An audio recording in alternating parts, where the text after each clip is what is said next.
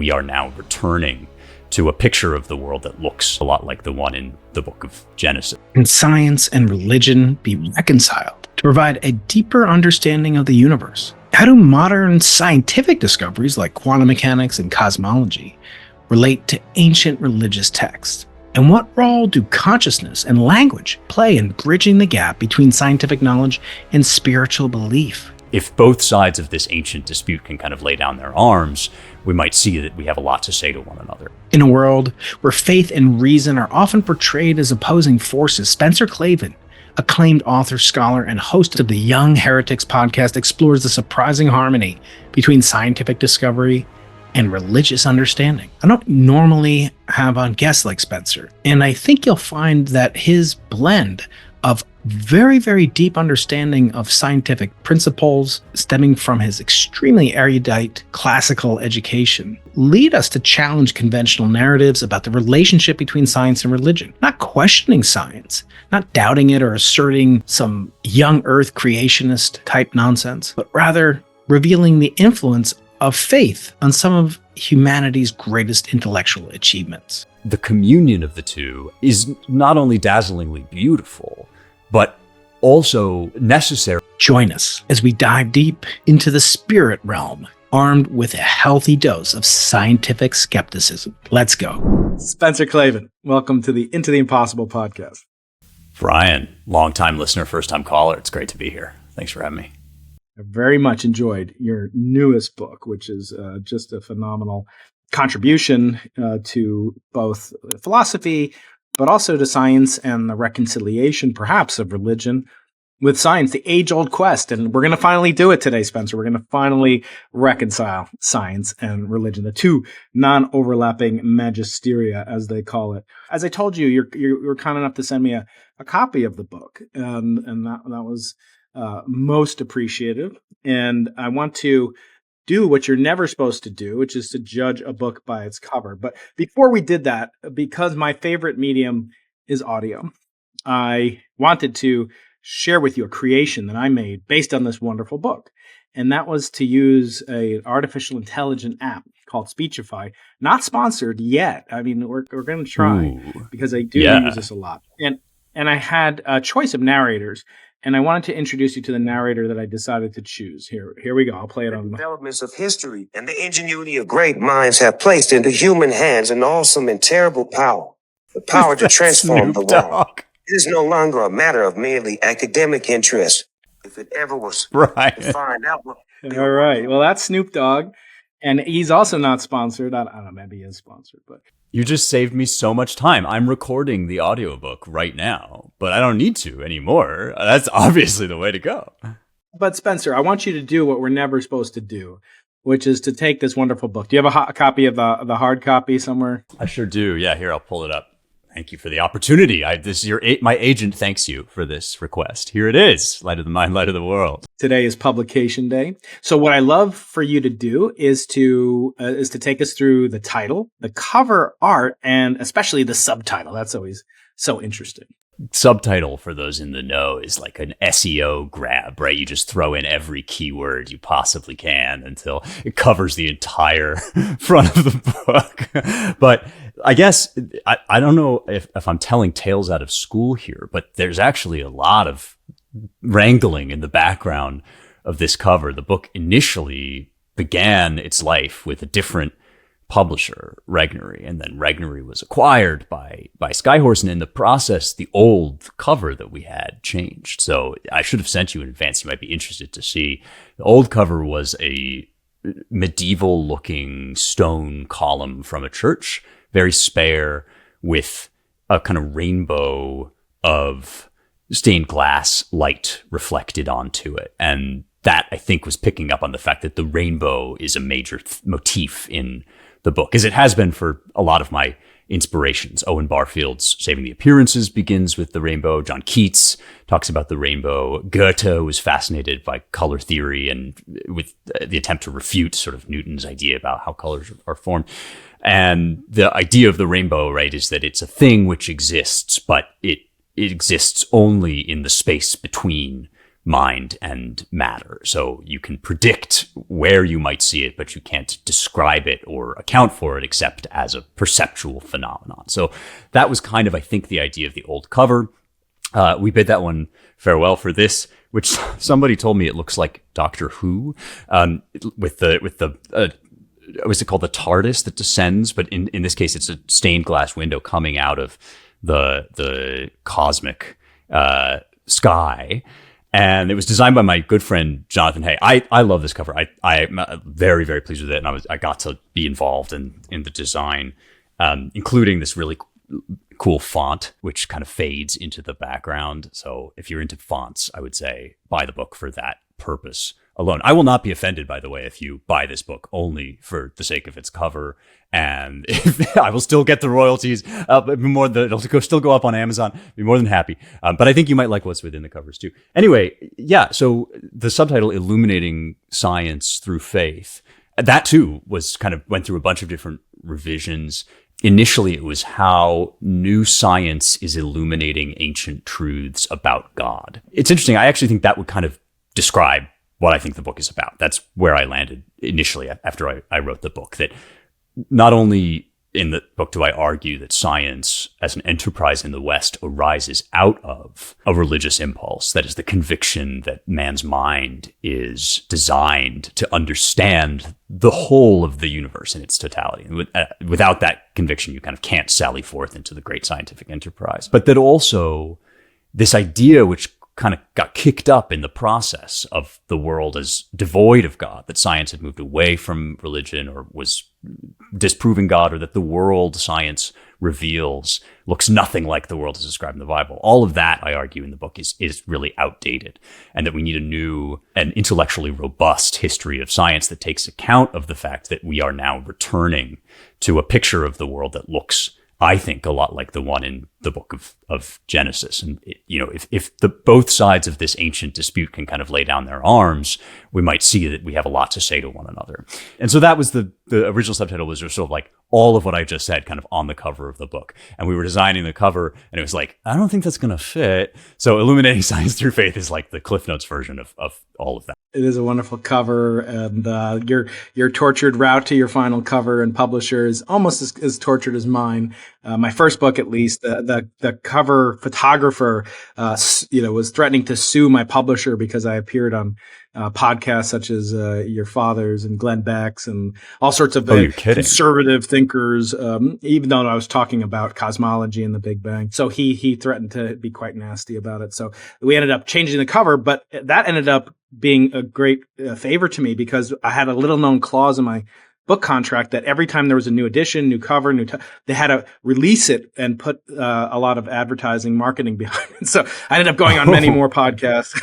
Nice. So despite that individual's best attempts to take me down.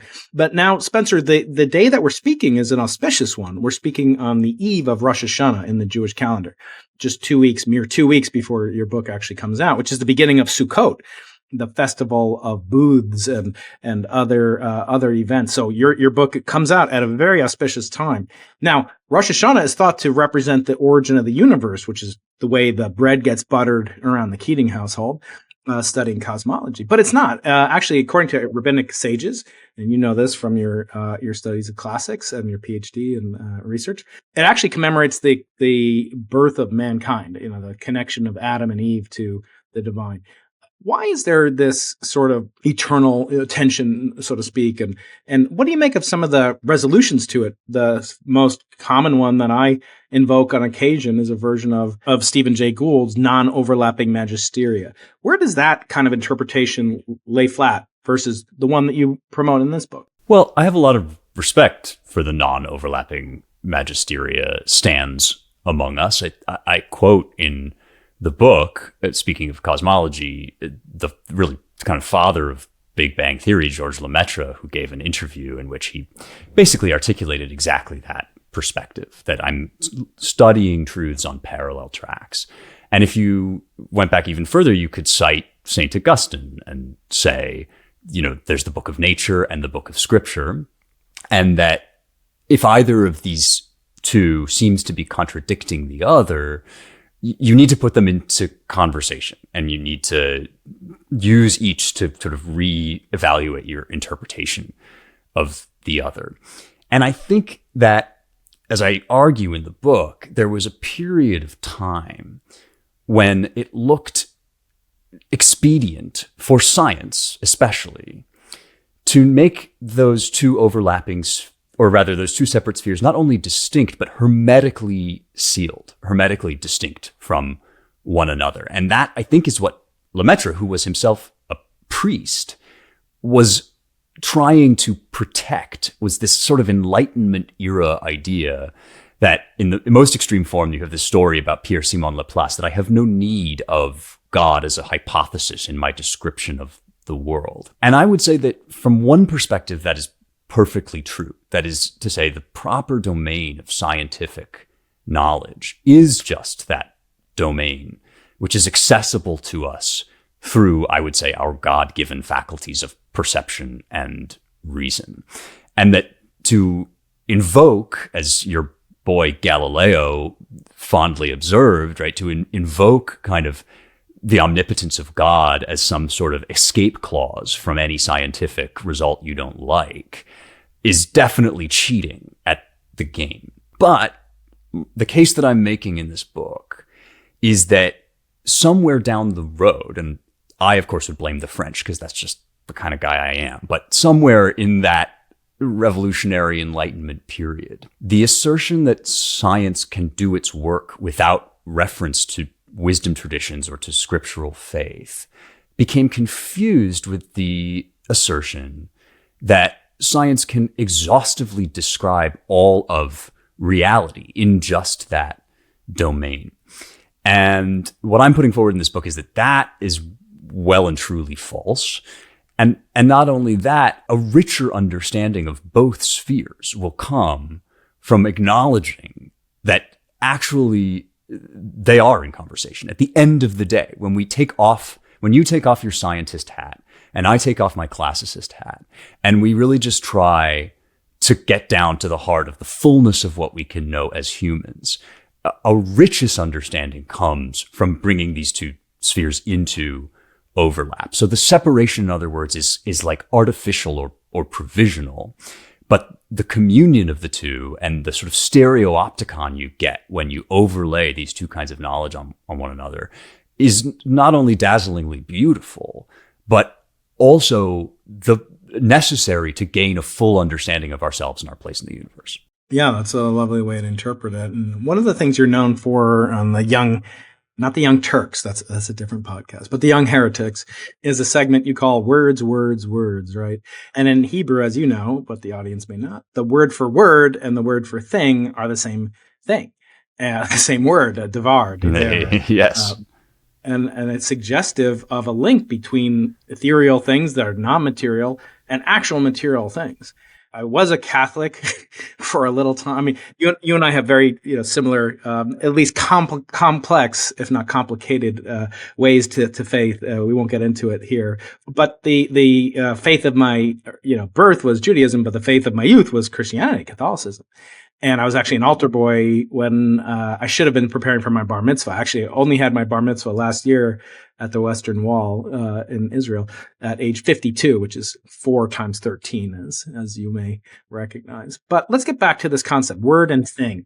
You speak in the book about the Christian belief of Jesus as the word. Obviously, words, words, words. What does the word mean to you? And how can we reconcile the material with the immaterial? I love this question. And as you know, one of the pivotal chapters in the book is just called Word.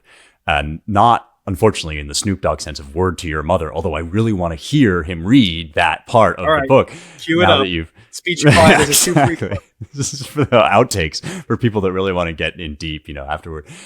But you're absolutely right to invoke the Hebrew language, which I think Christians and Jews alike, and indeed people of all backgrounds, could do well to know more about, because it is profoundly and meaningfully different from the English language we're speaking now, from the Latin of the Church, from the Greek of the New Testament.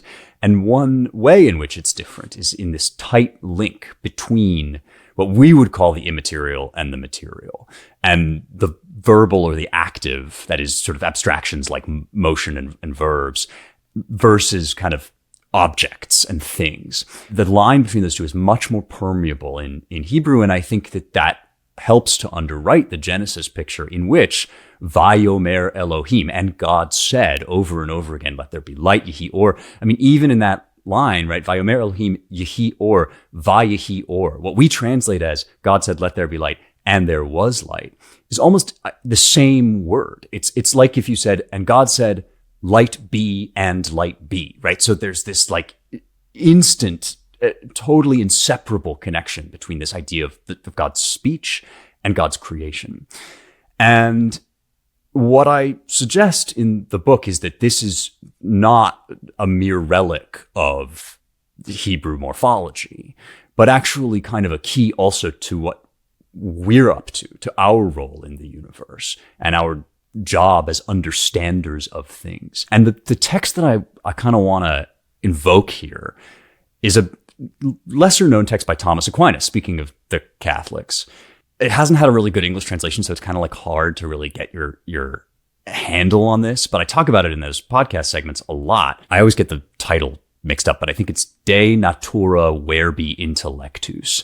And it's about this concept of the word that goes so much deeper than just the sounds that we're currently making or the particular things we're saying, and down into what it even means to understand or to see the world at the way that we see it. You think about how we experience reality. It's not actually just this series of kind of Newtonian snapshots of particles in motion. It's actually, even in the bare instance of our experience, it's gathered into form and meaning. And it's actually kind of impossible for me to see the world without overlaying onto it this imprint of logos, the Greeks would have called it, which is, of course, the Greek that we translate as the word. In the beginning was the word.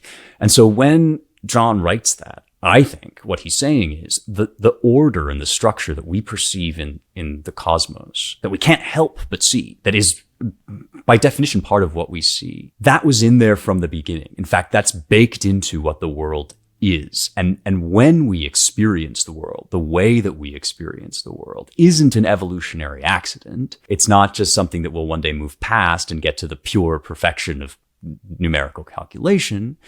It's actually a part of the structure of reality. And the fact that we use small w words, the fact that we have language and speech like Hebrew and English, that's only the tip of the iceberg. That's like the last thing that we are able then to generate. Because if I say a word, even a simple word like cat, right? Underneath that word, there is this abstract concept that exists nowhere in bare matter. There's no cat in just the fur and the muscles of the being in front of me. I'm putting that name onto the thing as a sign, a stamp of the fact that to me, it's part of a class. And no surprises, but what does God do on that Rosh Hashanah day when mankind kind of comes into the world? He says, here's all the different animals after their kinds, in their species. What are you going to call them?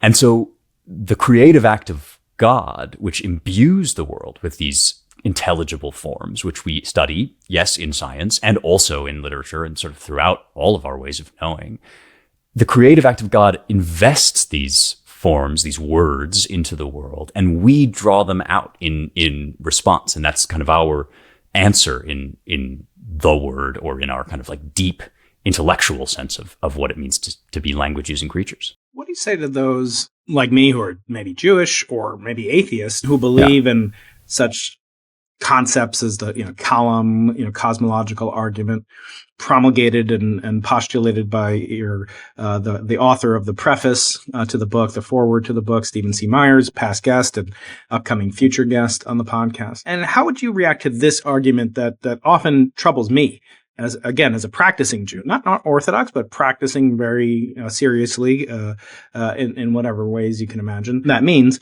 stoning adulterers, of course, and naturally. Where's the fun if you don't do that? Come on. And not boiling the kid in its mother's milk, but every other kid I do. Now, here's the way I typically, have a recoil to the column argument, because it starts off with a rational supposition. All things that exist were, created to exist. There was essentially a moment of creation of existence. And then the proposition that will trace to a creator, or someone who actually caused them to be instantiated into the world or into existence. And then the notion is, well, that's kind of a sterile universe that just came into existence. Fine. But that God has to have a personal relationship. Fine. Even in Judaism, we can accept that there's a personal relationship. But it always seems to have it, in the content funnel, it starts at column at the top, it ends at Jesus. And the fact is that is untenable for many of us who are serious Jews, or maybe even just atheists, a much larger population than the 0.01% of people that are serious Jews. So how do you react to that? That does it need to have the personalization in the form of Jesus Christ? And if in some scientific sense, if we could falsify Jesus, we'll get to aspects that you talk about in the book. But if Jesus could be falsified, in other words, proven not to have existed, whatever that means, how would that impact the argument of first cause, essentially? I love this question. And I tried to make the book both explicitly Christian and worthwhile to atheists, Jews, Muslims, anybody, right? I mean, I think the core of the argument doesn't actually funnel you irrevocably to Jesus. What I tried to do is instead say, here's my argument for a theistic view of the world. Here's where I think Jesus fits in as kind of the capstone of that. But you're right that personal relationship, that one-to-one relationship between a human savior who walked the earth and rose again, that's very important to Christians, and it's very important to me. Like if somebody, we maybe get into talking about my way of reading the Bible later on, but if somebody proved that like it was actually a guy named Mo who rose from the dead, that wouldn't bother me too terribly much. If somebody proved that nobody had ever rose from the dead, that would be a serious problem for my faith. I don't think it would be a serious problem for the cosmological argument. And here's why. Everything that we've been talking about so far seems to me to suggest very strongly that human reason, taken in general, has a form and a structure that is very, very difficult to account for by reference to random chance and spontaneity. And I would even suggest that you've had guests on this podcast who can make that case in a much more granular way than I can. I mean, I, as a humble classicist, will often take arguments from, scientists who have made this case. But that much, I think, you can kind of get to, that the human mind is more than just an accident, that it meets in the external world, even in the world described by science, with something very much like it, that something akin to what we have in our minds is stamped into the structure of the world, if we want to say that our science is true at all and that our reasoning is valid. All of that, I think, you can get to without ever talking about Jesus and his fulfillment of the prophecies. What I'm not sure that you can get to is the claim that your mind specifically, and indeed your personhood, your personality and your individuality, you, Brian Keating, me, Spencer Klavan, finds an answer in the cosmic mind that we are interpreting or learning about as we study the world through science. I think that's the fundamental claim of Christianity, that not just humanity, not just the mind, not just creation, but you specifically have an answering face to look to when you ponder the mysteries of the universe. And again, Christians believe that that guy is named Jesus, that he fulfilled the various prophecies of the Anointed One, the Mashiach, or the Messiah, that we find throughout the Old Testament, and that actually his life sort of perfectly embodies what you would need to know to get a route into that individual personal relationship. If it turns out it was like a dude named Stan, not so much of a problem for me. If it turns out there's no such dude, then my personal view of the world and my faith has to be radically rewired and radically altered. And that's what Paul says too, right? If the resurrection doesn't actually happen, then we're like pitiful nobodies, essentially. We're hanging our hopes on a dream. But I don't think that applies to these broader and more general arguments about the structure of our minds and the structure of creation or the physical cosmos. I think all of that hangs in place kind of with or without the Christian claims and is accessible to people of every background to kind of sink their teeth into. It's the you and me of it all that gets you, I think, to Jesus and makes Jesus necessary. Would it change your argument if, as my colleagues and I have to be dispassionate, I'd like nothing better than to, make an astonishing detection of, the singularity at the beginning of the universe postulated by the inflation theory, which you talk about in this book. But we have to be reminded of the fact that science is about, doing research, and research is about not knowing the answers. And it may be that the universe did not begin. And I've talked with Steve Meyer about this as well, and that there's a whole cutting edge. In fact, one of the founding fathers of the inflation theory, the modern version of it, Paul Steinhardt, past guest on the show, he believes that the universe is much more likely to be cyclical and effectively eternal, what's called a bouncing cosmological model, which would have no beginner, which would be eternal and would not produce the relic gravitational wave perturbations that my telescopes are looking for, my colleagues and I are looking for around the globe, from the South Pole to Chile to space.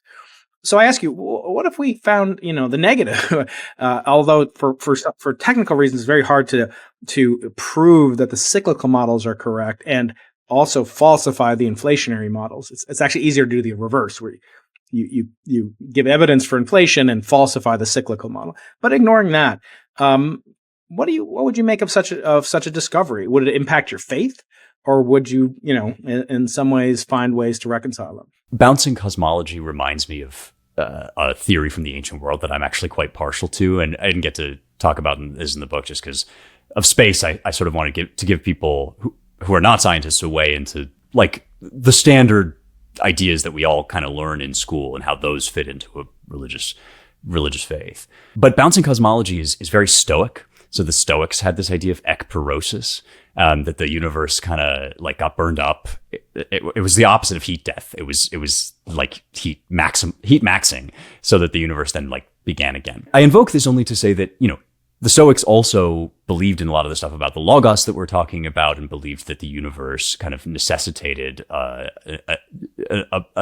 conviction that the human mind knows a reason that's imprinted into the world. So bouncing cosmology is not incompatible with some of the stuff that I am arguing here or suggesting.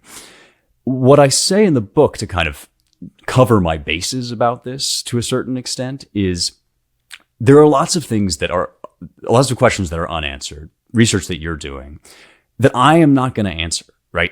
You're not going to hear about it first from me if there's some sort of conclusive discovery that either the universe has a beginning or either it doesn't. But I'm less vexed, maybe even than Stephen, although I don't know. I'm slightly less vexed by the possibility, because as a philosopher and as a student of history, it seems clear to me that there are certain questions which will endure irrespective of whatever data we may encounter. And one of those questions is not actually about priority in time, which is what the cosmological question deals with, but priority in cause. And many of the theories that even I have read that offer an alternative to the singularity still leave open this massive question about why is there something rather than nothing. I don't ask science to answer that question. I don't even ask scientists to adopt a position on that question. But by virtue of that very fact, I think we still will have to refer to issues of matters of faith. Now, if you come up with something tomorrow that changes everything, I'm perfectly ready to do the Augustine thing, right? And take the book of nature back to the book of scripture and kind of ask, like, how do these two things hang together? Even a cyclical universe, even a universe that's eternal in time, Aquinas talks about this, is really not sufficient to explain itself, can't be self-caused merely as a material entity and still requires all of the kind of mind stuff that we find even in the world as we currently encounter it. So all those questions will endure. And yeah, again, sort of what I say in the book is, here is how I think most people kind of picture the world according to science. Here's what a lot of our best guesses look like and how a layman might understand them. And here's how those guesses would describe a world that really perfectly conforms to the Genesis picture. If you tell me that there's like a totally radical upheaval in that tomorrow, I'll take that on board. But I don't think that it's going to like unsettle the issues that I'm raising here, or even really touch the necessity for a mind beyond our own, on the other side of the universe, all of the basic theistic arguments that I'm making here.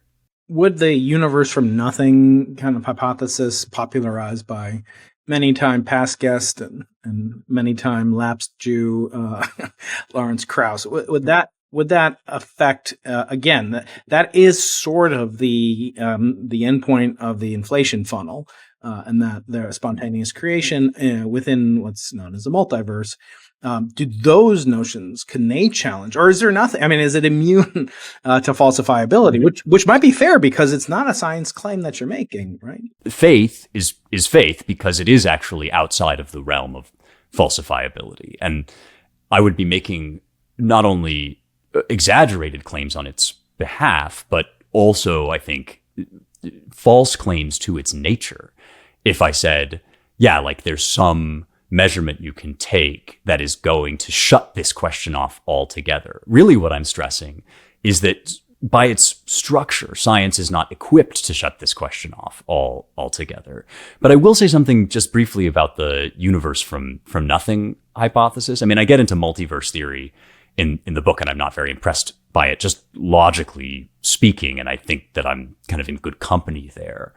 But even just sort of leaving that aside, you talk about like quantum foam, you talk about all this stuff that people kind of raise of, you know, what if there really is nothing, but nothing kind of fluctuates between the potential for something and not. It seems to me that these arguments always smuggle in something under another name, and that the reason those who advance them are unable to recognize this is because they've defined their epistemological universe as only containing some things which we can touch. So you say, well, there is a string inflationary landscape, or there is a series of quantum possibilities, or all these things.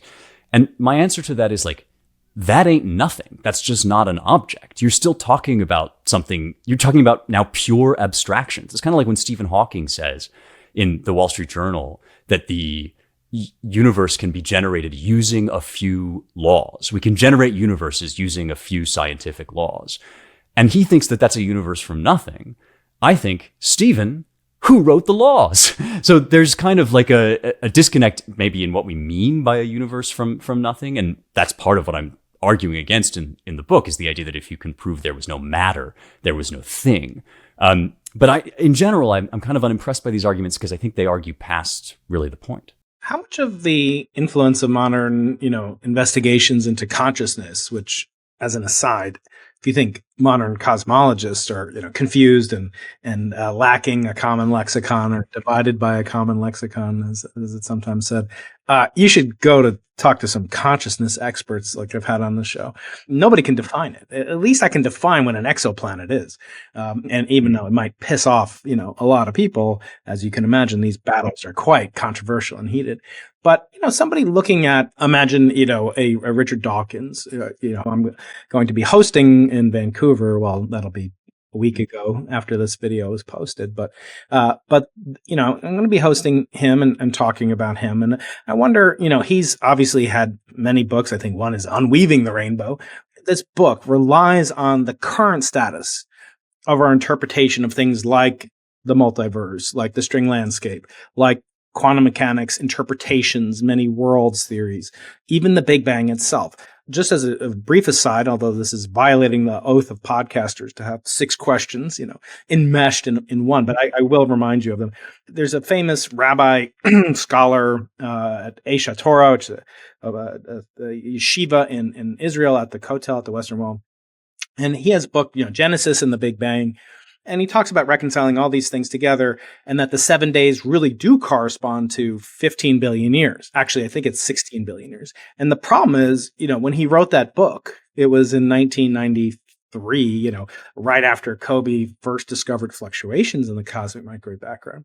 And there are, terms in our understanding of modern cosmology and structure formation that depend on things, say the age of the universe to like the 7th power or something like that, or the overdensity of matter and what's called sigma 8.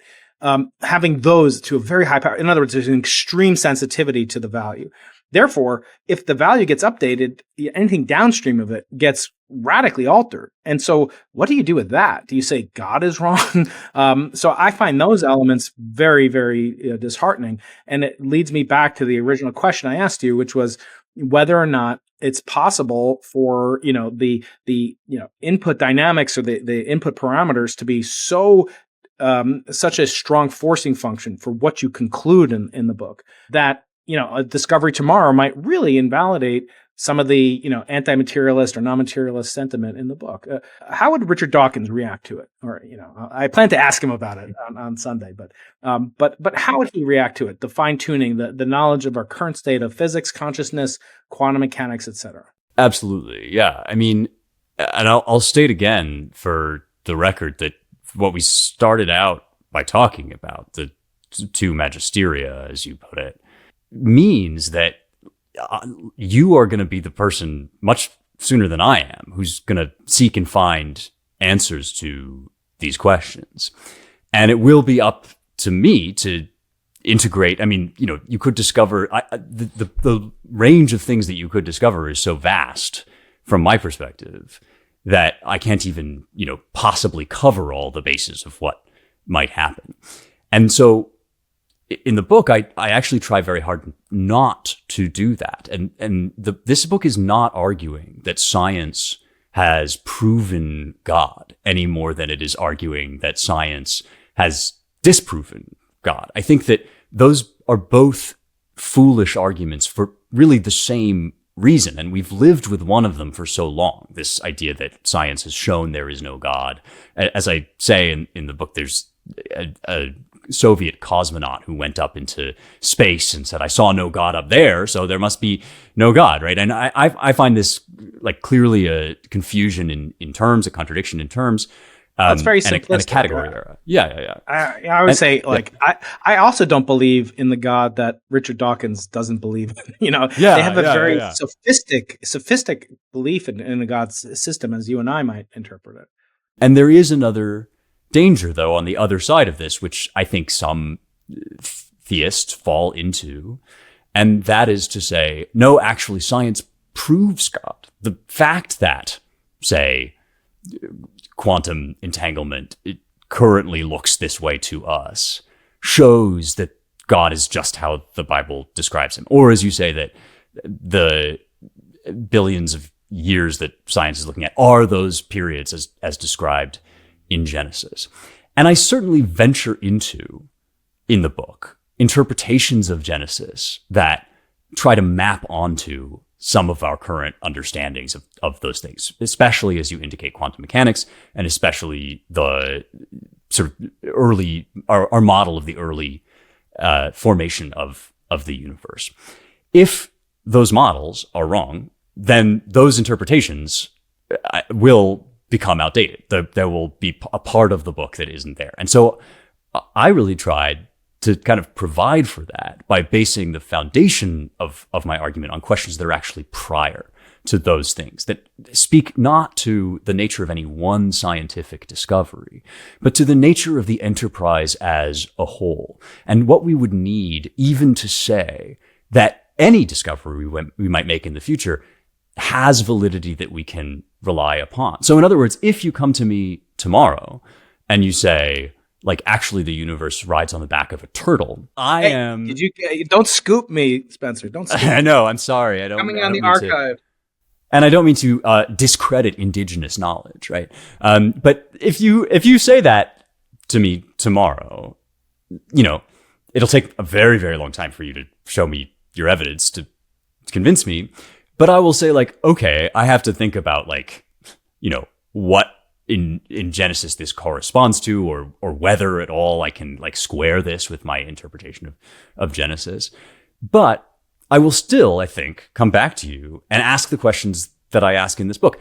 How do you know? What's the method that you employed? What sorts of templates did you apply to your empirical data in order to draw those conclusions? And I suspect that you're going to answer, well, numbers work and experiments work. And so do extrapolations from experiments of the kind that David Hume was actually very, very worried about. It used to be the religionists who were making these arguments and the atheists who were saying, well, how do you know, that these experiments work? Now I'm saying, yeah, you do know, if you could show me reliable scientific evidence that the Earth is on the back of a turtle, I would be like, okay, that's because your mind was formed in the image of God. And unless you believe some version of that, you actually can't stand behind that conclusion or any of the words that we've said on this podcast. So yeah, there's some stuff that, like, could be exploded. I hope it won't. But the core of the argument actually is prior to and designed to be prior to the particular discoveries that science makes. At the risk of committing another cardinal sin of podcasting and offending your heroes, I have to ask you about Aristotle. Was he ever right about anything? I mean, I did check my wife's mouth, and she does have fewer teeth than me. I did verify down at the beach off the coast of San Diego that actually whales are mammals, but 4 elements, heavy things fall faster than light ones, innumerable other conjecture. The Earth is the center of the universe. Was he ever right? How can you worship such a flawed individual, Spencer? This actually speaks directly to the last question that you just asked me. This is a perfect illustration of exactly what I am talking about, right? Because what you just said is a classic attack on Aristotle. It's been classic since the end of the Middle Ages. And in fact, Aristotle has been sort of cast as the great villain. Like, before there was Cardinal Bellarmine and the Catholic Church and the evil nasties who did bad by Galileo. Giordano Bruno at the stake. Yeah, exactly. Like, prison Galileo in that awful, sumptuous villa that I'm going to take you to next time we're in Florence. So before there was that, though, right, there was Aristotle and the idea that these hidebound, kind of the dogma of Aristotle, reinforced by another one of my big guys, Thomas Aquinas, had stopped people from actually going out and looking at the world as it really is. And this is Bacon's big complaint. But before him, of course, you've got Nicolas Orem, and you've got all the kind of great academicians who cut their teeth by sort of pushing against these Aristotelian claims. I think that Aristotle would have been only too delighted to learn about this personally, to discover that he was wrong about, like, the cuttlefish or momentum or your wife's teeth or whatever, right? And that's because I don't actually view or understand Aristotelian philosophy as hanging upon the particulate information that was available to Aristotle at the time. What Aristotle created, and what we all still use, whether we like it or not, whether we hate him or not, is an extraordinarily powerful engine of thought designed to answer prior questions. I mean, Aristotle's metaphysics, that is that which is beyond or before physics, remains one of the more profound ways, I think, of sort of sorting out which sorts of questions we might leave to faith or think about through faith, and which we might think about through science. And it was indeed the insistence upon proper epistemology, which the medievals were schooled in, right? Which the kind of precursors to the scientific Reformation were obsessed with. And they were always making these commentaries on Aristotle because they were following Aristotle's advice to very carefully weigh ideas against one another, that they ended up overthrowing a lot of the particulars that Aristotle thought. Aristotle didn't have the observation technology that we have. He didn't have I will freely admit that. And I will say, like, yeah, he therefore didn't know a lot of things that we know. The question is a question of importance, right? Does that discovery, does the discovery of momentum, does the potential discovery of a cyclical universe down the line, or any particular thing that you might come to me and say about the Earth being on the back of a turtle, would that invalidate the structural issues of our nature as knowing beings and our position in the universe as conscious minds, in the same way that it said, the discovery of momentum invalidates Aristotle? I think not at all. I think that in order to even make that sort of a claim, you have to be so steeped in Aristotle that you don't even realize you're already playing by his rules. But those have become so structural and so embedded that we don't notice them anymore. And the extra stuff, the stuff about like measurement and observation, I have the highest possible respect for it. I would never try to cling to like my Aristotelian idea of, for example, conception over the idea of modern biologists. I just don't think that I think the answer to your question is like, was he right about anything? Yeah, he was right about basically everything that matters most, and he got a lot of other stuff wrong. One thing I'd like to pick your brain about, he was a pagan, effectively, right? Yeah. Why would the church, nominally monotheistic, champion of monotheism, why would they, effectively sanctify and order basically, the claim of heresy? What would cause them to go to bat for, basically a pagan and under penalty of death? As I understand it, I think I learned from Steve, he was basically sanctified at some level. How does that work? Well, it was a big question. I mean, for the early church, it was an enormous question, right? So Tertullian, back way before the medieval era, like right at the start of the church, this church father Tertullian says, "What hath Athens to do with Jerusalem?" And this is the gauntlet that the church throws down to pagan knowledge of all kinds, because you had, at the birth of the Christian church, this very developed and highly sophisticated, not only system of thought in, for example, Aristotelian peripatetic thought, but this whole suite of options for understanding the structure of logic, the nature of the universe in the Hellenistic schools. And there was a version of Christian polemic that said, not only do we ain't need no stinking pagan wisdom, but actually this is like demonic. This comes from the deceptions and deceit of the extra, only the Jews, and then following them, the Christians, have had any truth that matters. And from the beginning, you had an argument over how that could possibly be right, because so much of what Aristotle has to say, and indeed what Plato was wrestling with via Socrates, if you don't agree with all of it, it's at least manifest in its profundity. And I think there is still a temptation among Christians of a certain stripe to reject extra biblical knowledge for the same reasons, precisely because it's extra biblical, and to insist that the Bible itself is even self-interpreting. And I have to be honest with you, Brian, I don't even know what that means. Like, I don't even know what it would mean for any book to teach you how to, like, is a Hebrew grammar contained in the Bible that I skipped over in the Begats and the Book of Kings or something? Like, there's obviously knowledge that we need and can access outside of the wisdom traditions. And so then if that's true, and if you don't just want to scrap all of this stuff, you have to ask yourself what to do with it. And it's actually the exact same question that we're dealing with on this podcast that Christians ask when confronted with things like cosmology, Big Bang Theory, with evolution, with the age of the universe, right? If science is a valid way of knowing things, as it so manifestly is, and as it becomes ridiculous to claim otherwise, what are we going to do with it? How are we going to incorporate it? And Aquinas's answer, which is effectively my answer vis-a-vis secular knowledge, is to baptize it. That is, to show how the truths which pagan philosophy had legitimately and demonstrably discovered within its sphere could be made not only to conform to, but shall we even say illuminate the truths that the church knows via its wisdom traditions. So a classic example of this, I think, would be hylomorphism, right? This Aristotelian idea that the soul and the body are not these two separate entities, but are these kind of intertwined two layers or two ways of looking at the same object. You call it any number of other things. In my last book, How to Save the West, I talked about this idea and I said, like, you couldn't read Genesis and get hylomorphism. But if you take hylomorphism and you read Genesis, here's this sentence, right?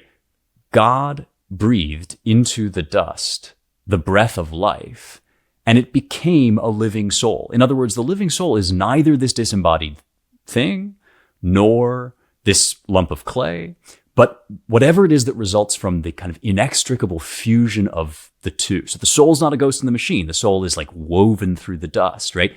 That's hylomorphism. And so this is something that the church has been doing kind of throughout its history. And I think that it is akin to what I do actually in this book, is just to say, like, look, we would be making fools of ourselves to claim, much as many have tried, that like there's no validity to the scientific method, even if the scientific method has been abused, right? Even if it has been wielded as a cudgel against the church, even if all of those things are true, like we shoot ourselves in the foot if we react by saying, like, and therefore, you know, science has nothing to say about truth at all. All truth is only biblical truth and everything else. Instead, we baptize. We go around saying, based on the best of what the scientists tell us, how can we infuse our understanding of Scripture with our understanding of the natural world? And that's not a form of sort of philosophical retconning. Yeah. Basically, we see this in string theory. Yeah, if we discover something that doesn't fit within the context of string theory, I'm told that we'll just call that new thing string theory. So is that essentially the retroactive description of details to past history? It definitely could be. There's no question that is a danger in this mode of thought. And if you end up with an interpretation of Scripture that looks nothing like one that anyone has ever advanced, then you can't really pretend, right, that you always thought there was a Big Bang, right? But here's one of the things that really interested me as I embarked on this book project, like way back when I was kind of thinking about where I wanted to go with it and what I wanted to argue, was that it would be possible to end up with a reading of Genesis that harmonizes with modern science, but would have been totally alien to St. Augustine or to Tertullian or to the Church Fathers. And I sort of worried that that's what would happen, because in order to make this act of reconciliation, you do kind of have to give up on literalism of the kind that says the days of creation are 7 24-hour days. And that literalism has been really closely associated, I think, with orthodoxy, that because it requires so much faith to believe, biblical literalism must be the ancient faith of the church, and it's been what the church always believed. But one of the things I argue in the book is that's actually a position that emerged after the scientific revolution in reaction to it. And the attempt to inform our understanding of Scripture with science and vice versa leads us to something that we can find mirrored really beautifully, for example, in Augustine's books on Genesis. I mean, the stuff I'm talking about consciousness being an answer to God's creative act, is almost exactly how Augustine, before any of this, understands the creation account in Genesis. So I'm in no way claiming that Augustine always knew about quantum physics, but I am suggesting that the interpretation of the Bible we get out of quantum physics is actually prefigured in a lot of the church's tradition. And it's only by sort of veering away from that in defense of Scripture against science that we ended up with this idea that the only faithful version of the Bible is the one that kind of interprets it in this literal materialistic way. That's kind of a very modernist scientific revolution idea.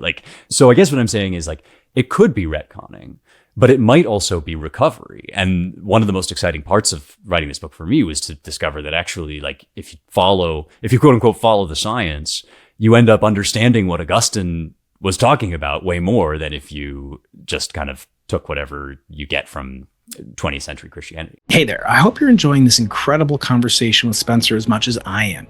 And speaking of incredible conversations, I want to share a way for you to go even deeper into the impossible, and that's to join my Monday Magic mailing list, where I write about all my conversations, including this one with Spencer.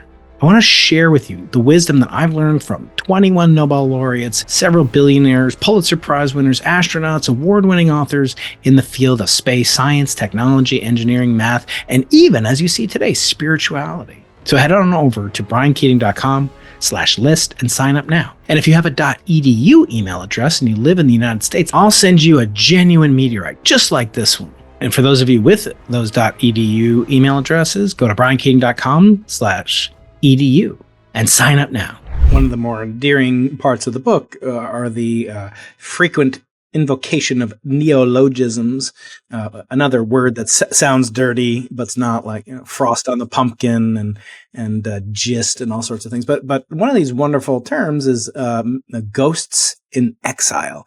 I found that so beautiful, so evocative. Explain that phrase and what it represents, the transcendent notions of human experience that go beyond the material. It's actually one of the first parts that I wrote. And yeah, I think, like, just as a side note, unrelated to kind of the meat of our discussion, as a writer, I just think, like, you should make things as beautiful as possible and as poetic as possible. And that one of the things it's as I said, it's a truly unique book, and the highest encomium is I wish I wrote it. But keep going. No, that brings me great joy. And I just say that because, like, we have this idea that in order to be true, something has to be dry. And I actually think that in the domain that I'm talking about, which, I think your work has to be dry, Brian, probably, like, because if you were using rhetoric to persuade people of scientific arguments, you would be using the wrong tool for the wrong task, and that would be disingenuous. But that doesn't mean that rhetoric or language corresponds to nothing. In fact, it might be that there's a proper domain for understanding things, both with rigorous philosophical argument and with a certain form of poetry that helps us to see what's really going on. And what I think really happened in the kind of end of the medieval era and leading into the modern period, and I spent some time actually on the discovery of momentum, because one standard account of the history of science is that discovery chased the angels out of the cosmos. Because before that, you thought, like, you needed somebody to push the planets along, right? The spheres had to be maintained, supervised. Yeah, they needed, right, some sort of escort. These crystals aren't going to move themselves, Spencer. Yeah, exactly. And so that's one of those things that, like, Aristotle was wrong about. He didn't think it was angels, but, like, Aristotle had this idea of the inward motive force. And that became associated with a kind of spirit in things. It's a spirit in the rock that wants to fall down, right?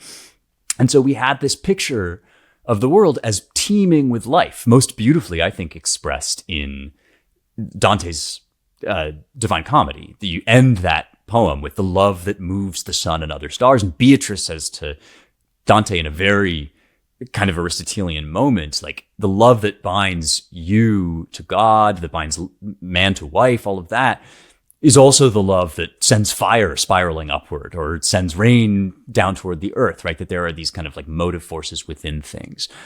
And once it became possible to account for this instead by way of reference to kind of mathematical postulates, to abstract relations, and without kind of entities inside of rocks that make them move, it became kind of easy to look at the world as if it had all of those spirits driven out of it. But I call them ghosts in exile because the suggestion in the book is we didn't actually drive immaterial entities out of the world with those discoveries. And the best philosophers realized that. Leibniz took Newton up on this point. Like, what is gravity, right? Kepler calls it the anima motrix, the moving soul of things. And these immaterial aspects or dimensions of our description of material reality persist. They have to, because we have to use reference to immaterial concepts. And we are, in fact, partially immaterial, partially supernatural in our consciousness, if I can put it that way. We have to use those ideas and those kinds of entities in order to make sense of the world, what we've really done is sort of fail to recognize them as immaterial, which is what makes them, I think, ghosts in exile. And this is something that speaks to one last thing I'll just mention, about this history of science, which is there are no villains of this story, right? Like it's easy to tell the tale as if like, oh, it all started to go wrong when Laplace or when Galileo or when whoever came along and mucked things up, right? And the truth of the matter is that at every step of the way, these things looked reasonable to people. It seemed as if genuinely they were going by their best lights. And it seemed like the angels had vanished from the heavens. And what I'm arguing essentially is like that may have just been a temporary sort of appearance of things. Like that might be how things looked for a while, but the longer arc of history is starting to suggest that was kind of the aberration, whereas faith, the spirit, the soul, those things might have more saying power than we give them credit for. So we'll take a little break here to take audience questions in the segment I like to call Questioning Authorities. Person or persons by the name of Ev Calvin Mimian, an expertologist, asks a very, very potentially offensive question. Were you or were you not, Spencer, at the Scottish Games in Fresno, California on September 21st? I almost approached, but the kilt threw me off. Threw is spelled Through. This sounds like I'm being framed for a murder. Like, do I need an alibi? No, that was not me. As Tolkien, I think, said of somebody who thought he was Jewish, I regret to say that I have no association with those noble people. I'm not Scottish, I'm Irish. Then another commenter, also on X, where you can follow Spencer at Spencer Klavan, just his whole name. A nice moniker. Alligator Snapper, which I was going to choose for my second child's name. They write, handsome feller, like a Roman Caesar, chiseled out of the finest marble, already pre-ordered the book. October 15th, mark it on your calendars. Buy it right now. Would you like to deny or present a rebuttal to Alligator Snapper, or just leave it unaddressed? It would be indecorous of me to comment, I think, one way or another on his or her larger comments. Except buy the book in all three forms, and I'll sell you the Snoop Dogg version. Are you familiar with the concept of something called cosmic insignificance therapy? Have you heard that term before? I have, and I think I know what it is, but could you tell me the precedent? Yeah, so I believe it was popularized by Oliver Berkman, who wrote a very just runaway smash hit called 4,000 Weeks, and that's about your life, and you only get 4,000 weeks and make the most of them. And he's sort of a stoic, but also he brings up this topic that, look, you are, not even the logarithm of the size of Jupiter. There are gas clouds that aren't even named in the Milky Way that are bigger than you, older than you, and it sort of takes this stock that you should actually take comfort. I've heard people, atheists from Sam Harris to Scott Galloway, talking about how their atheism gives them comfort, and effectively, I think this is almost an outgrowth of that we have to reconcile with the vastness of the universe, and actually leaning into that and saying, well, we're just these little nothings, we'll be gone and no one will remember your name in 3 generations. That brings solace to some people. I find that deeply misleading and really sort of terrifying that people believe such a thing, because, by those standards, we're, almost infinitely bigger than a quark. So does that give us this great, significance?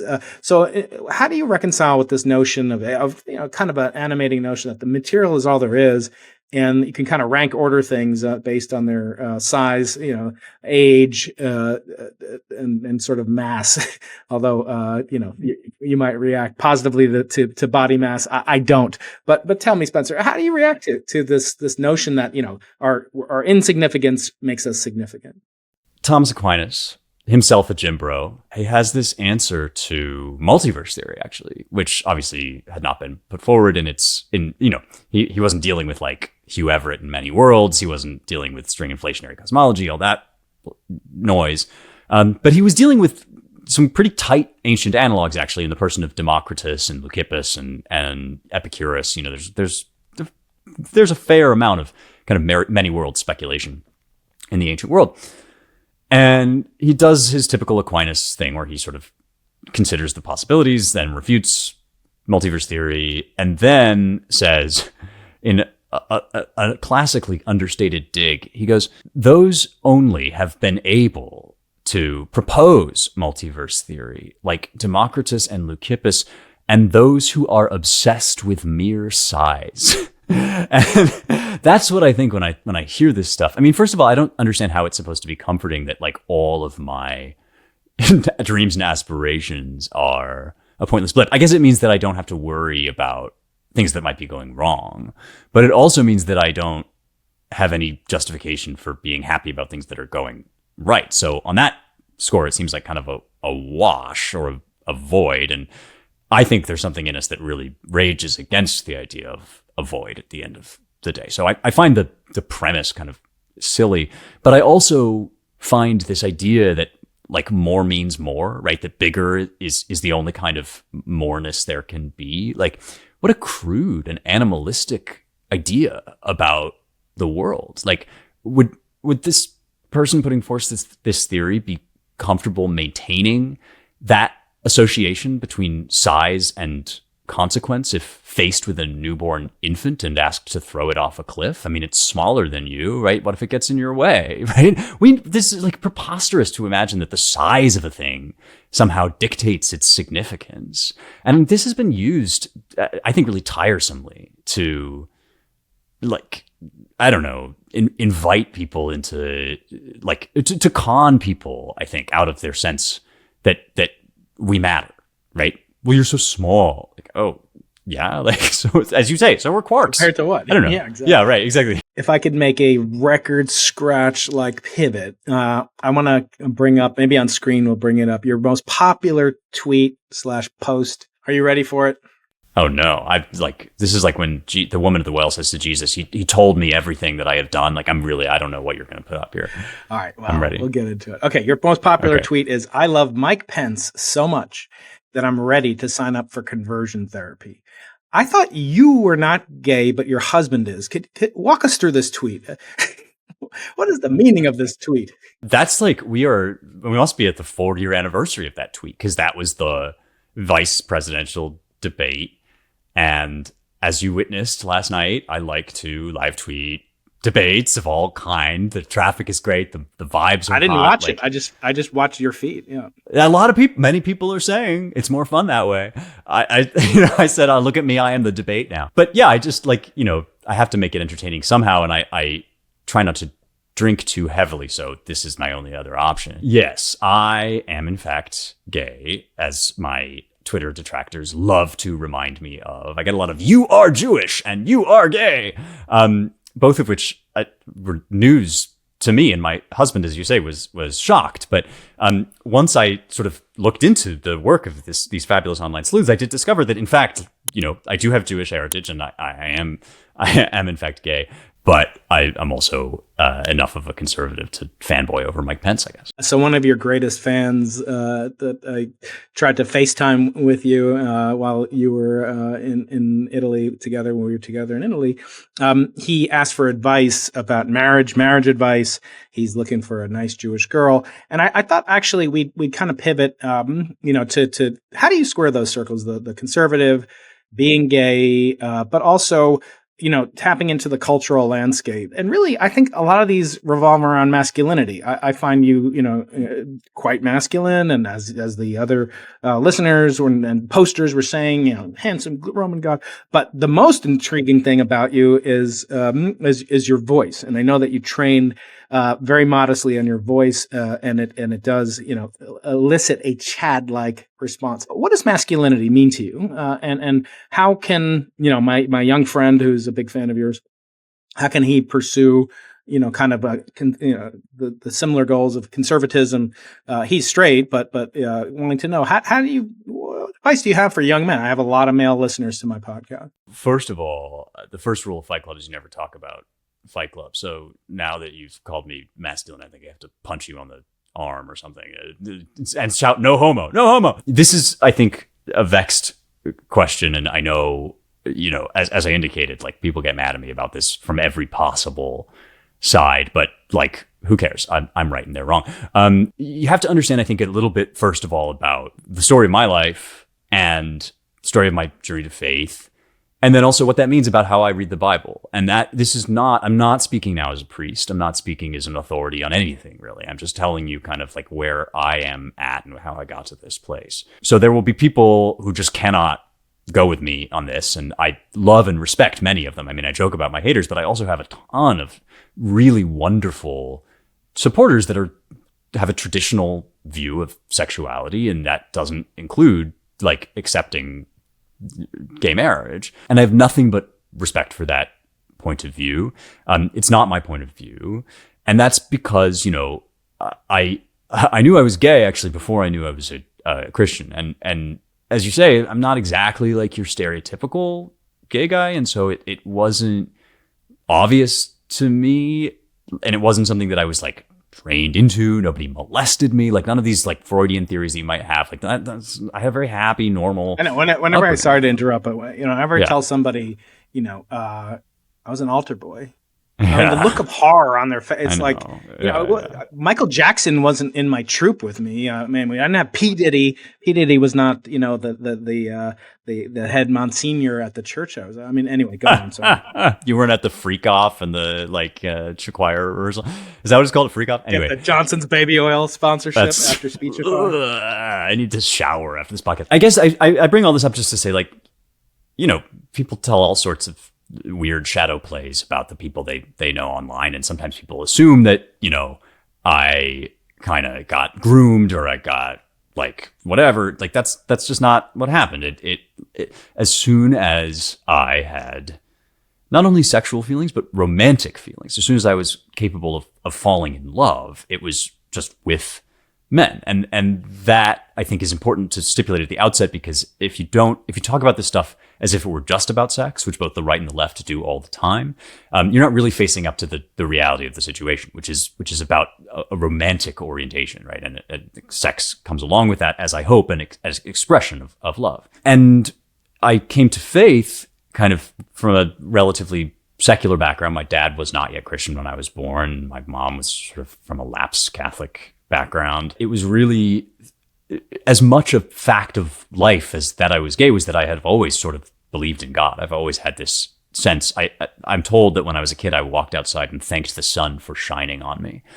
And eventually it just became clear that presence I was in contact with was going to be the first and last thing of my life. And then I did have to bring this romantic part of my life to bear upon Christian scripture, and especially on the parts I think where Paul sort of says, like, the words in Greek are arsenokoitai and malakoi, the softies and the man betters, or however you want to put it. There's some dispute over translation, but a lot of people think he's saying there, like, nobody that does gay sex is going to enter into the kingdom of heaven. Right, and Leviticus, yeah. Right. I mean, there's very less, directly. I mean, there's totally. Yeah. That's less of a problem for Christians, I think, because we don't keep kosher either.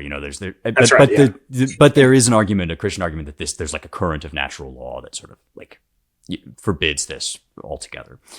For me, and if this hasn't already become clear from our conversations about science, the Bible is a route to Jesus, and it's a route for connecting your personal history, to Jesus. Jesus is, I believe, the person that I didn't know I was thanking behind the sun. Like, I think that is God, right?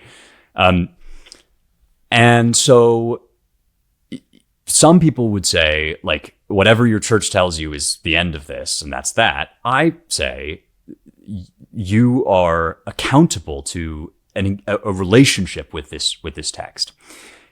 You're accountable to trying to figure out what Paul is talking about, and you're trying to figure out how that gets you closer to Jesus, not how that gets you closer to Paul. And when Paul goes on to describe what he's talking, I think, very clearly as a classicist, about the temple debauchery that was rampant in the ancient world. And as a classicist, I know about this, like, the sleeping with little boys, temple prostitutes, all this stuff. And he goes on and on into these like totally extravagant sins of the flesh. And I've seen those sins of the flesh in real life. I think we see them like on the streets all the time now in our degraded time. Unfortunately, the left has sort of associated that kind of extravagance with homosexuality of all kinds. But it just doesn't describe the experience that I was having and the life that I wanted to live, which was one shaped in part by the scripture toward the expression of love and the expression of joy in all things. And ultimately, my diagnostic is the fruits of the Spirit, right? If it produces patience, charity, long-suffering, etc., then I think I'm onto something. That is my route into kind of squaring this circle, as you put it, is what is Paul talking to the Corinthians and his other audiences about? And how is that route, how can I direct myself on that path, which is toward God? And it was my conclusion that the specific situation Paul is talking about is not really the burden of his point. He's talking about giving yourself over to mere animal lust. And that's not actually what's going on in some homosexual relationships. I say all of that is a very long-winded way of saying, like, masculinity, virtue, womanhood, all of these good, noble things to which we aspire, these are archetypes. They are ideals. And we are all formed of crooked timber, trying as best we can to orient our lives toward these ideals. Nobody is the perfect manly man. Even Hulk Hogan is not the perfect manly man. Like, you think he is from the outside, but on the inside, we are all bent and twisted in some way. We're all a little offbeat. Creation is much more hilarious and varied than I think our theories make it out to be. And you have to be in negotiation. You have to be in relationship with wisdom tradition, with your ideals, and with the actual situation on the ground as you find it. And I don't know like what this guy that, FaceTimed is dealing with precisely. But I do think, because Jesus, that in the mess of that and in the imperfections of it, there's a step you can take that takes you one step closer to the God of love and creation. And I'm just trying to take that next step. And I think that involves ideals like masculinity, but it also involves a little bit of grace for the fact that none of us is ever going to live perfectly up to them. One thing that's often conflated, although I think it's ludicrously so, is transgenderism and homosexuality, at the risk of touching the third rail of, conservative, politics and podcasting. I wanted to sort of get your take on this argument that, hey, my job owes not a small debt of gratitude, but a big one to astrologers. And actually, astrologers were onto something. I mean, the position, objects do affect, Earth in some way or another. The moon affects the Earth's tides. The tides are partially responsible for the influx and efflux of material that, led to early life, primitive life on Earth. The moon shielded the Earth from impacts. The moon is essentially, this constant companion. The sun influences the Earth, the tides. Obviously, we couldn't exist without it. And so they were right, and not completely. I mean, a lot of things they didn't talk about. They didn't talk about the cosmic microwave background, right? And what they did at the time was provide invaluable service to later astronomers, including some, astronomers, astrologers like Kepler. I mean, without Kepler, after whom a satellite is named, after all, that's discovered 3,000 Earth-like exoplanets, right? So, and then concomitantly, the work of alchemists that failed in their, quest to transmute base elements into gold, but still provide a lot of the early data and very substantial corpus of knowledge about, chemistry, actual honest to goodness chemistry. So I ask you, Spencer, with those two provisos, knowing that they influence greatly, perhaps this day, the fields that would later become sciences, why not, have a broader tent and expect that perhaps transgenderism and maybe even transhumanism might provide similar benefits to humanity? So can you respond to that? Well, I'll take your point that transgenderism is akin to voodoo, astrology, and horoscope casting. I mean, it's funny, in the book I talk a little bit about this too, that there are truths that emerged out of the winnowing down of kind of a larger body of mystical speculation. And that should tell us something about mystical speculation, that it's not all hokum, and in fact, some of its assumptions are really still active, even if we don't totally recognize them in their transmuted form. That, I think, we can say that because astrology and alchemy and these various projects produced results. They produced things. They didn't reliably produce results the way that true science has been able to.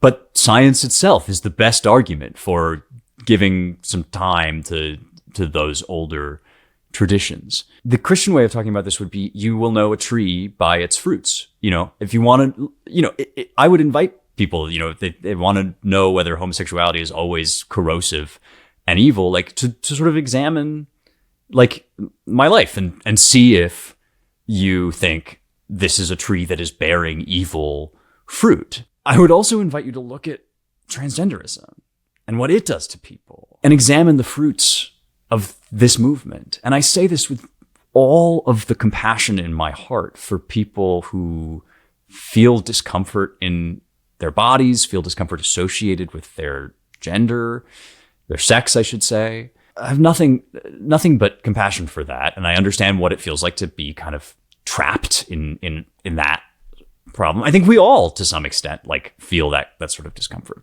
But to me, the only philosophical question that matters at the end of the day is, how's that working out for you? And you come to a girl that's struggling through puberty, and you tell her that she needs to like slice off a chunk of her arm and suture it onto her nether regions. And you look at the data that's come out about how people feel after these surgeries, and you just think there's something deeply, deeply wrong here, I think. And I've never seen even a case that doesn't make me feel that way. And I think you can see that in the philosophy of transmaximalism. And I think you can see that as manifestly distinct from the philosophy of kind of gay rights, or whatever you want to call it. Now, there are people who will say, how can you say that? You can't get away with dissociating gay liberation from trans liberation, because look at what gay liberation has become. Look at all the stripes they're putting on the flag. This is obviously a natural evolution. I say, I see how you might look at it that way, but if we're going to talk slippery slopes, then we have to just yoke everything that happens to being a consequence of everything that came before it. And I don't actually think that's the way the world works. I think sometimes movements get hijacked. And in this case, you have a situation like the one that I was in, where actually sex is so real, male and female is so real, that at great personal cost and no small sort of embarrassment, I had to say, I can't in good conscience marry a woman because women are different from men. And you compare that with what is effectively the opposite idea, that women and men are confected, imagined categories that can be migrated across from kind of at will. And you think, what does that do to people and their sense of themselves? Like, nothing good that I can see. I want to help. You tell me you're struggling with your sex, that you were born a woman and that it makes you feel uncomfortable. Like, yeah, like join the club, right? Like tomboys are a thing, like I did musical theater in high school, like, not to diminish it or whatever, but like I truly want to help. I just don't think this is helping.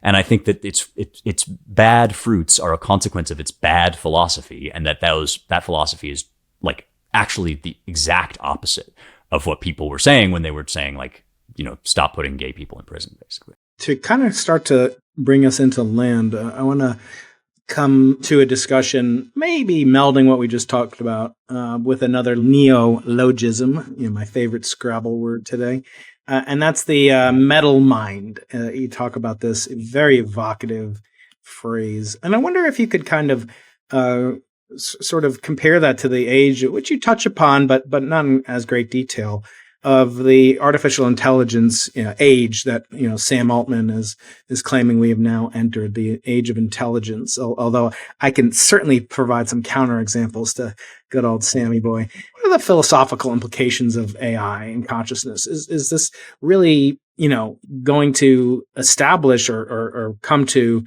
fruition, this notion of this automaton metal mind that was the goal of many, not only scientists but science fiction writers. It's funny because it's a measure of how quickly this technology has taken off. Although it's a part of the book, and although I thought about it while writing the book, it's since submitting the manuscript that it has really ballooned into prominence. And from a purely cynical standpoint, it's been very, very helpful for me that all the stuff I'm talking about in this book is like now right front and center of the news cycle. It's like, great, buy my book. But more seriously, I talk about the metal mind, as you say, and I talk about the metal mind and the man machine, that these ideas kind of start to arise right when the idea of a purely mechanical atomistic universe starts to take hold. And there's a reason for that, which is whatever we think the world is made of, we're made of it too.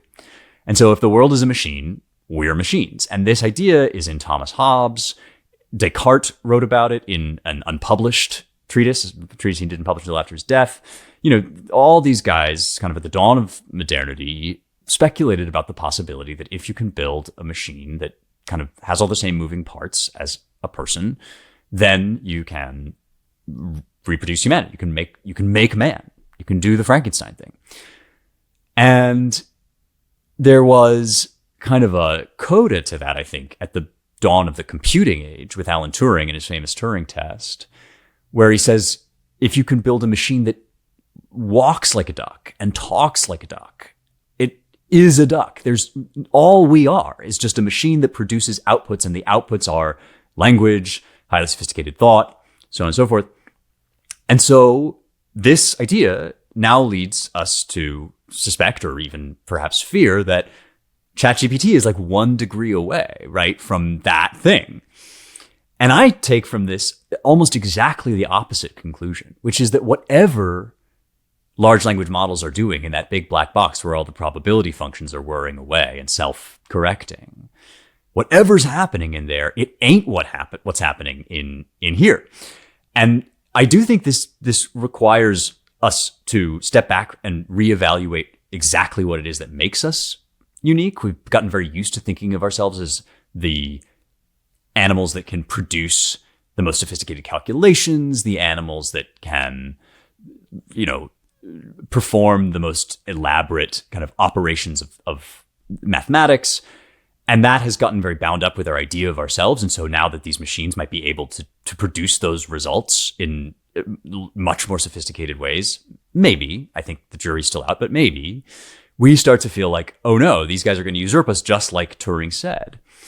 And my feeling is, no, actually, this is the perfect kind of proof of the opposite concept from Turing's, that even if a machine looks very much like a human in what it does and in its outputs, its inputs are still radically different. And it's the inner life that actually really matters, that makes it significant that a poem kind of moves me or whatever. Like, yeah, you could maybe trick me into thinking that a poem was written by a human or it was written by a machine. But if you then told me it was written by a machine, my relationship to that poem would change in a material way, not in a materialist way, but in a consequential way, because I would no longer feel that I was on the other side of a two-way street from soul to soul. Is AI going to pose challenges? Yes. Is it going to pose opportunities? Yes. Does it make me lose sleep over like the nature of our humanity or our uniqueness in the world? Like kind of the opposite, actually. Spencer, this has been a phenomenal conversation. I want to give you the last word, and the word is going to be good. And that is for you to indicate where you want to communicate with my audience. Tell them your new book, your podcast, and your website. Well, Brian, my friend, it has been a true delight. I mean, you'd probably know, you'd like go around, you do podcasts, and some are better than others, but sometimes you just forget you're on a podcast and you're just having like a really interesting conversation with a really smart friend. And I want to thank you for that. I would really, really love if your audience checked out my book. It is called Light of the Mind, Light of the World, Illuminating Science Through Faith, and you can get it wherever fine books are sold. I'm recording the audiobook now. I think and hope it'll be available on Audible by the time you hear this, but just to be sure, you should probably also get the hardcover and the Kindle version, which definitely are available on Amazon, Barnes & Noble, what have you. That's the main thing. If you want to get in touch with me, otherwise, I really, really welcome and love to chat to the people on the other end of this whole transaction. And the easiest way to do that is on Substack at rejoiceevermore.substack.com. That's kind of my clearinghouse. I do weekly essays there, and there's a bunch of stuff, but you can also find all the rest of the things. For my sins, I tweet, as you indicated, that's at Spencer Klavan. But if you really want to like DM me or send me an email, rejoiceevermore.substack.com. And I have to end by saying one more time, light of the mind, light of the world, wherever books are sold. Well, Spencer, I want to wish you and your family a Gemar Hatima Tova, Ashana Tova, and may your book be inscribed on the bestseller list. Oh, I'm moved, and the feeling is mutual. Back to you, Brian. Thank you, Spencer. Hey, if you made it all the way to the end, I know you're going to love these interviews with two guests that challenge Spencer's worldview and his theism. My 3.5-hour interview with Sam Harris and my recent conversation with Richard Dawkins. See you next week on Into the Impossible.